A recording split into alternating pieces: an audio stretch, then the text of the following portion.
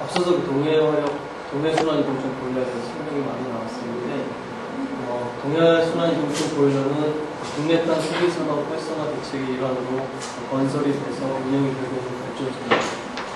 전체 그 전력 생산의 에너지 소스를 보면은 원자력, 그다음에 콜, LNG, 오일까지 화력, 그다음에 수력, 계속 이렇게 구분을 하는데, 단일적으로 원자력이 가장 많이 생산 소스로 쓰이고, 그다음에 석탄, 그다음에 LNG 이런 순으로 전력을 생산하고 있습니다. 원자력보다 이제 전체 부여에서는 화력이 훨씬 많은 포션을 차지하고, 그 중에 석탄을 이용해서 발전하는 포션을 보면은 대부분이 국내는 그 유연탄, 수입 유연탄을 사용을 해서 발전을 하고 있고요. 향후 2010년 정도까지도 꾸준히 지속적으로 늘어날 전망이 있습니다.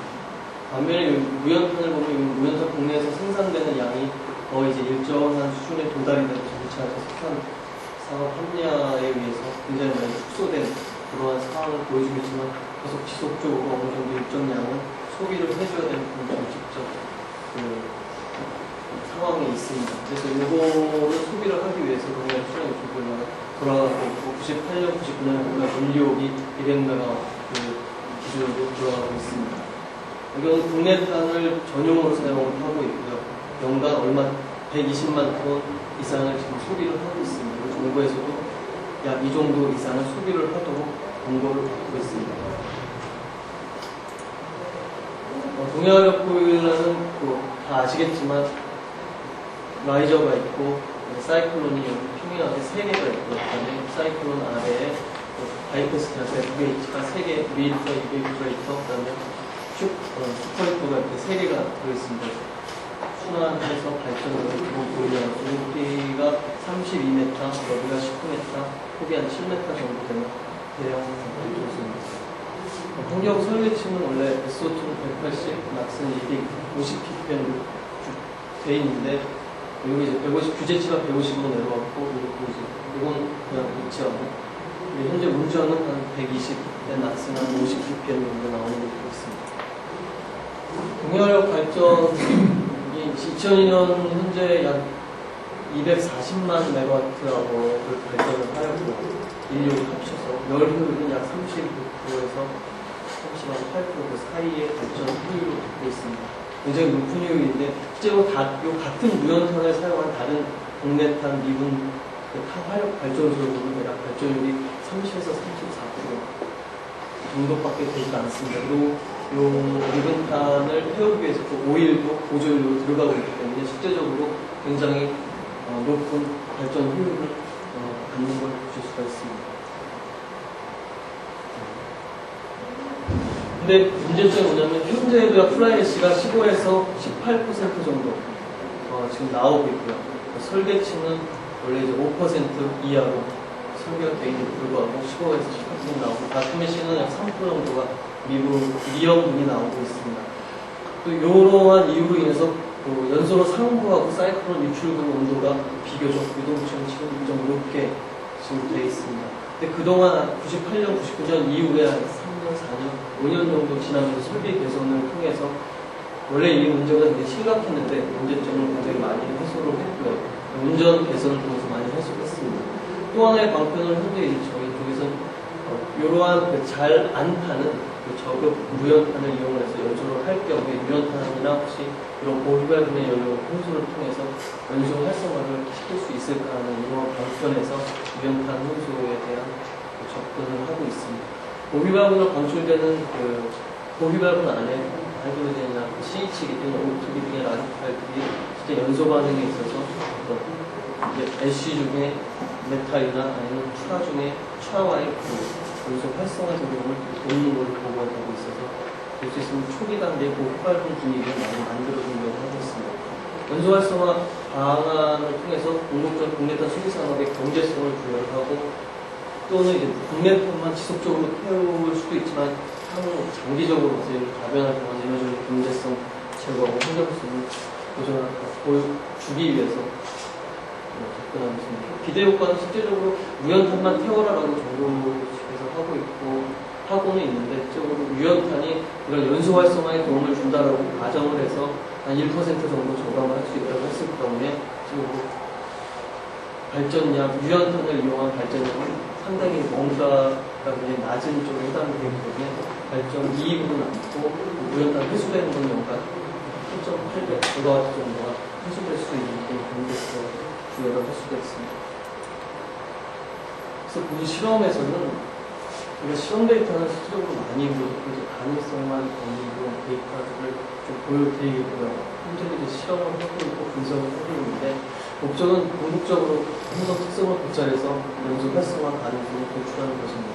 그래서 TJ에서 연소 반응 해석도 하고 랩스케일에서 순환이동 연소를 해서 모양 반응을 일으키는 행성 특성도 해석을 하고 있습니다. 국내 무연탄은 굉장히 낮은 가능성을 갖고 있고 또 굉장히 작은 입자들도 많이 함유하고 있기 때문에 또 이런 것들이 열적 충격이나 분열과로 많이 이렇게 넘어오기 때문에 연소 전환율이 저하가 되고 상부 쪽의 온도를 상승시키는 그런 역할을 맡고 있습니다. 실험을 하기 위한 실험 장치는 저희가 랩 규모의 그 실험 순환 이동중 장치인데 연소로는 35mm 나이키에 2.3mm 사이클로는 2개, 그다음에 순환부는 엘벨고로서 단순한 순환 사이클을 갖고 있고요. 기체 공급도 압력이랑 온도를 잴 수 있는 센서도 있습니다. 시험 방법은 저희가 등원 조건을 유지를 해주고 같이 피딩으로 해서 혼속에 따라서 무연탄 혼속에 따라서 전체 그 전환율이라든지 가스 배출 특성이라든지 이런 거를 고찰을 했습니다. TJ 반응성도 거기서 고찰을 했습니다. 실험에 사용된 석탄, 이건 이제 국내탄, 선출되는 국내탄의 특성을 나타내 주시고, 실험에 사용된 석탄 일부하고, 실험에 사용된 석탄의 유연탄을 많이 수입을 해서 같이 이제 미국산 화력에서 많이 쓰는 거예요. 폐재가 많게는 45%에서 국내탄 같은 경우, 적게는 한 27%까지 포함되어 있고, 유연탄 같은 경우에는 휘발분 25에서 한 40%까지 휘발분을 많이 맞추고 있습니다. 많이 부족했지만 경해 화력 같은 경우에는 무연탄을 보시면은 아래 때 이제 유연 TJ로 단순하게 찍은 데 있던데 유연탄 같은 경우는 초기 수분이 날아가고 그다음에 점화가 돼서 급속하게 연소 반응을 하고 SCO 반응 반면에 무연탄 같은 경우 수분이 거의 없기 때문에 수분 약간 보충을 하고 그다음에 점화 온도가 한 600 정도 넘어가서 이그니션이 돼서 무게감을 나갈 수 있는 SCO 상당히 그리고 무연탄이 실제적으로 점화 온도 굉장히 높고 그다음에 기울기는 지금 비슷하게 나타나서 좀 온도가 높기 때문에 가능성이 좀 낮은 것 같습니다. 그래서 무연탄에 대한 가능성을 쭉 구해보면 온도에 따라서 이러한 연소 전환율을 볼 수가 있습니다.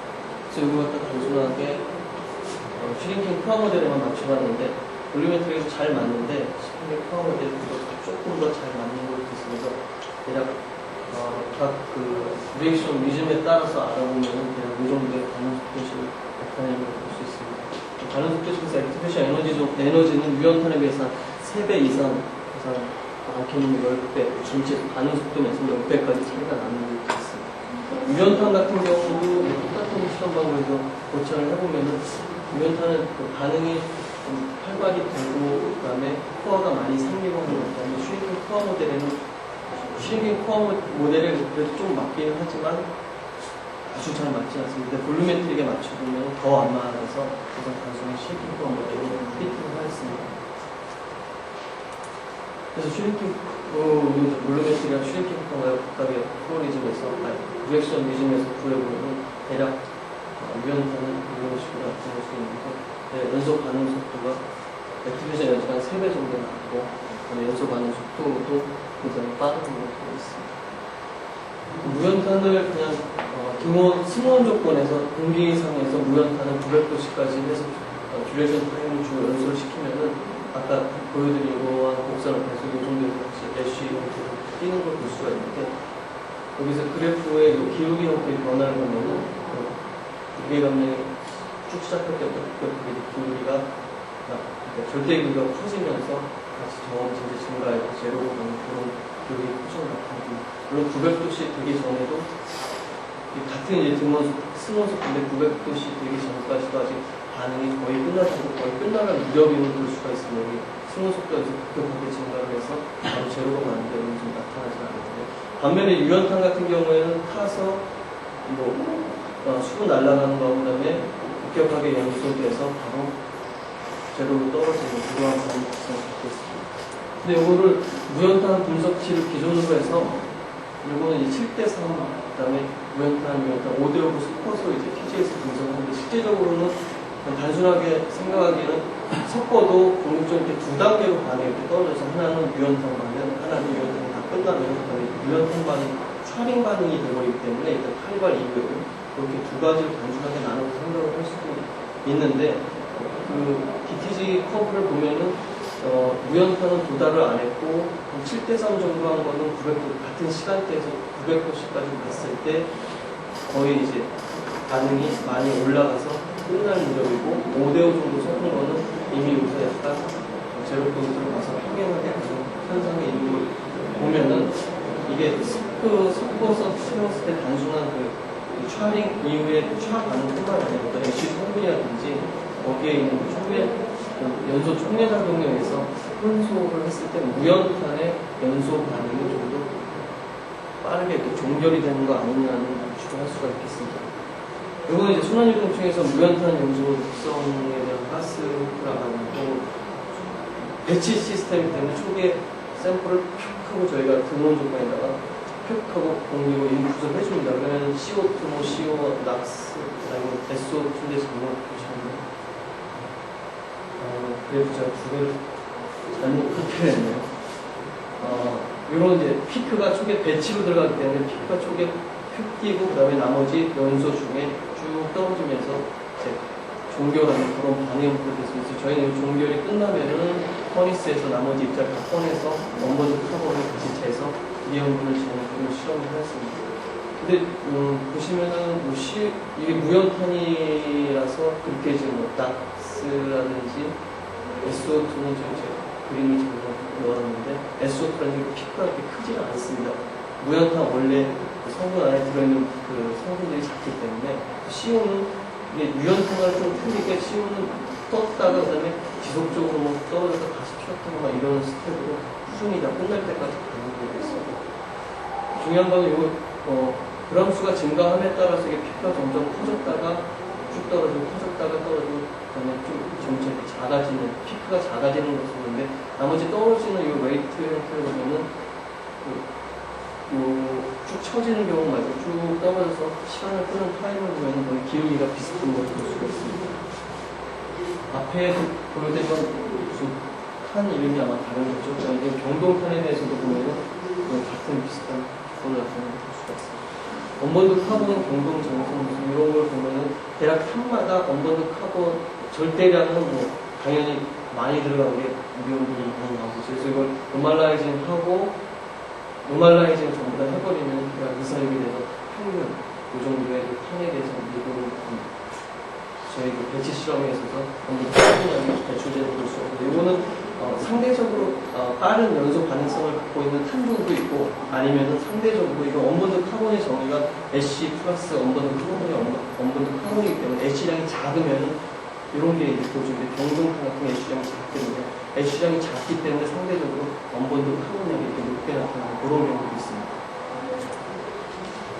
유연탄 같은 경우도 앞에 이제 다 비슷한데 CO 피크가 유연탄 같은 경우 깨끗하게 깔끔하게 떨어지죠. 근데 무연탄 같은 경우 계속 지속적으로 튀는 걸 봐서 무연탄은 계속 반응하면서 세컨다리 프래그멘테이션도 심해지고 하면서 CO가 다른 탄과 비슷한데 그런 형태로 나오는 걸 볼 수 있습니다. 기울기 형태는 이 처음 피크는 주로 타리발 과정에서 나오는 피크들이고, 나머지 뒤에 떨어지는 피크들을 그 이후에 연소 반응에서 나오는 피크로 읽어봤을 때 무게가 많음에 따라서 절대량은 증가하지만 나머지 웨이트 형태는 거의 비슷하게 감을 볼 수가 있습니다. 유연탄 같은 경우에 또 같은 개념으로 당연히 그람 수가 많을수록 원본드 카본량이 많고, 그걸 전체 노멀라이징해서 보면 대략 이 정도의 포션을 갖고 있는데, 이것도 마찬가지로 이게 원본드 애쉬량이 굉장히 작은 탄이기 때문에, 이런 경우에 애쉬량이 작아서 원본드 카본량이 큰 걸 볼 수가 있습니다. 근데 혼소를 하면 저희가 9대1, 10대3, 5대5 유연탄력 무연탄을 혼소를 했는데 거의 뭐 가스 배출 특성과 비슷한데 이 기울기 형태를 보면은 떨어지는 종결점이 큰 것도 높이는 추쳤다가 떨어지는 각도가 다른 거에 적은 양에 비해서 좀 크게, 그러니까 혼소량이 증가를 하면 크게 떨어지는 것을 볼 수가 있습니다. 그래서 뒤에 탈이발 이후 연소 반응 자체가 혼소량이 증가함에 따라서 어느 정도 영향을 미치는 게 아닌가라고 유추를 하고 있습니다. 그래서 이거를 기울기를 경곡점, 중간 경곡점 이전까지만 탈이발 이후부터 나머지 처지는 중간 경곡점 이전까지만 끊어서 기울기를 그려보면 이런 형태로 혼소량이 증가함에 따라서 전체로 가스가 배출되는 그 기울기 자체가 1차 이상으로 포화되는 이런 형태가 나타나는 걸 볼 수가 있습니다. 이거는 혼소량을 아무리 증가시켜도 나중에는 이렇게 더 이상 영향을 안 받는 그런 쪽으로 들어갑니다. 혼소를 함으로써도 당연히 초기보다 미용분 양이 전체적으로 줄고 이걸 노멀라이징 했을 때도 대략 다시 줄어드는다가 다시 좀 증가를 하고 이거는 이렇게 해서 포화되는 그런 거하고 좀 관련이 있지 않나 하는 생각이 듭니다. 그래서 결론적으로 향후에도 지금 이제 온도 조건이라든지 다른 운전 조건 변화에 따라서 교차를 아직 못하고 나머지 이제 다른 판이나 여러 판에 대해서 정리를 하고 있는데 대략 이건 기본적인 혼속이 증가에 따라서 점차 배출되는 가스 속도가 증가나 둔화되는 특성을 보이고 혼속이 증가에 따라서 마찬가지로 위험도 함량 감소가 고찰이 되나 점차 둔화되는 현상들이 두 가지 특성을 비슷하게 볼 수가 있습니다. 그래서 적절한 혼소비가 실질적으로 존재하는 것으로 유추를 할 수가 있고 그 다음에 혼소 특성 고찰에 따라서 아까 대충 넘어왔는데 유연탄을 태웠을 때 초기 피크가 굉장히 탈이발분에서 SO2라든지 NOx의 굉장히 급격한 배출이라든지 CO 불완전 연소 쪽에 급격한 배출이 많이 고착이 되기 때문에 이러한 것들 가장 마련이 필요하지 않는 거죠. 예, 감사합니다.